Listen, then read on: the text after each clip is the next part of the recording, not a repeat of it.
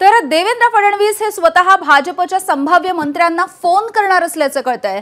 मंत्रिमंडळ विस्ताराच्या संदर्भात मुख्यमंत्री स्वतः या संभाव्य मंत्र्यांना फोन करणार आहेत आणि उपस्थित राहण्याच्या सूचनाही करणार आहेत। मुख्यमंत्र्यांच्या फोनच्या नंतरच त्यांच्या मंत्रिपदाच्या संदर्भात शिक्कामोर्तब होणार असल्याचं कळतंय।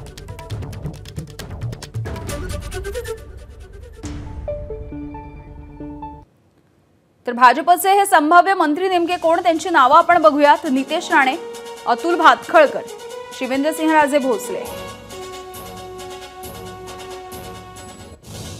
गोपीचंद पडळकर आणि माधुरी मिसाळ,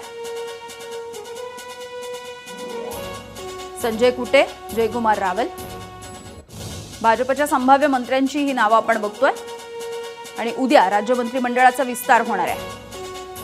आशिष शेलार, रवींद्र चव्हाण, मंगलप्रभात लोढा, मुंबई आणि उपनगरातली ही नावे आपण बघतोय। त्यासोबतच चंद्रशेखर बावनकुळे, गिरीश महाजन आणि राधाकृष्ण विखे पाटील हे सुद्धा भाजपचे संभाव्य मंत्री असू शकतात। पंकजा मुंडे आणि अतुल सावे।